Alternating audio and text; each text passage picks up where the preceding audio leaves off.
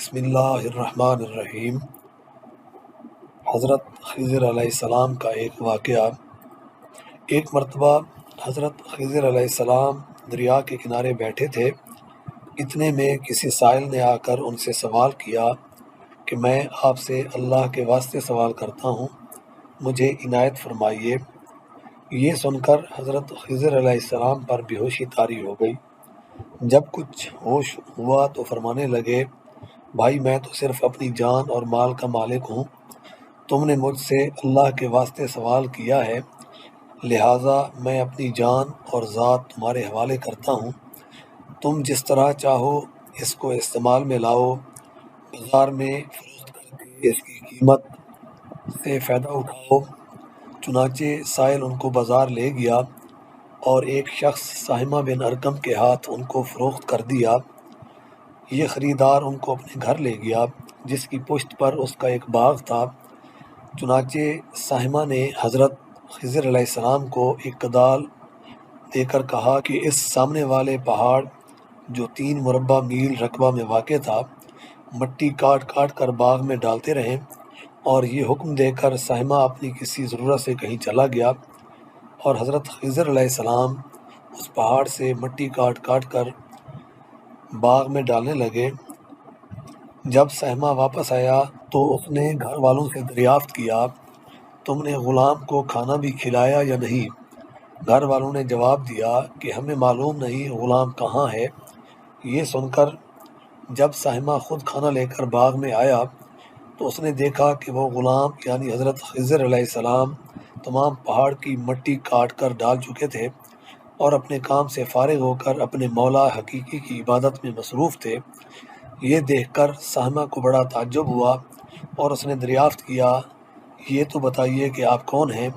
یہ بات سن کر حضرت خضر علیہ السلام پر کچھ بے ہوشی سی طاری ہو گئی اور پھر افاقہ ہونے پر انہوں نے فرمایا کہ بھائی میں خضر ہوں، جس کو سن کر ساہمہ کے ہوش اڑ گئے کہ تو نے یہ کیا کیا، ان کو غلام بنا کر ایسے کام پر لگایا، یہ تو انتہائی گستاخی ہوئی۔ پھر ہوش آنے پر ساہمہ نے توبہ کی اور پروردگار سے عذر خواہی کے ساتھ حضرت خضر علیہ السلام کو آزاد کر دیا اور جناب باری میں عرض کیا کہ الہ العالمین مجھ سے اس کا مواخذہ نہ فرمائیے کیونکہ میں ان کو جانتا نہیں تھا۔ اس کے بعد حضرت خضر علیہ السلام نے دعا فرمائی اور سجدہ شکر بجا لائے کہ اے میرے پروردگار، میں تیرے ہی حق میں غلام بنا اور تیرے ہی حق میں آزاد ہوا، اس پر تیرا شکر گزار ہوں۔ بعد ازاں واپسی کی اجازت لے کر جب دریا پر واپس آئے تو دیکھا ایک شخص کھڑا دعا مانگ رہا ہے کہ اے میرے رب، حضرت خضر علیہ السلام کو غلامی سے رہائی عطا فرما دے اور ان کی توبہ قبول فرما لے۔ حضرت خضر علیہ السلام نے یہ دیکھ کر اس شخص سے دریافت کیا کہ آخر تو کون ہے؟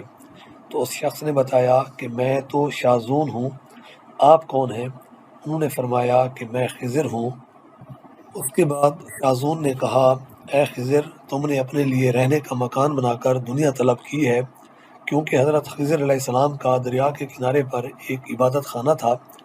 بس یہ سن کر وہ فوراً میدان میں نکل آئے اور وہیں اللہ کی عبادت میں مصروف ہو گئے۔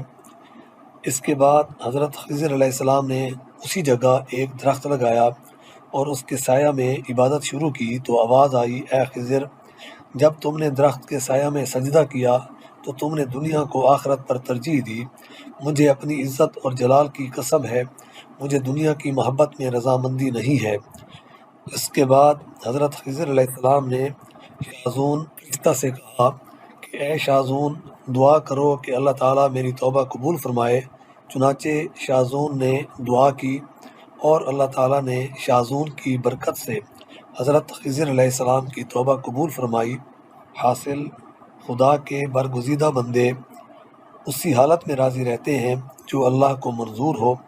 بے شک ہماری فلاح بھی اسی میں ہے کہ زندگی کے ہر موڑ پر آنے والے ہر پیچ و خم میں ہم راضی برضا رہیں، اللہ تعالیٰ کی چاہت کو سامنے رکھ کر زندگی گزاریں۔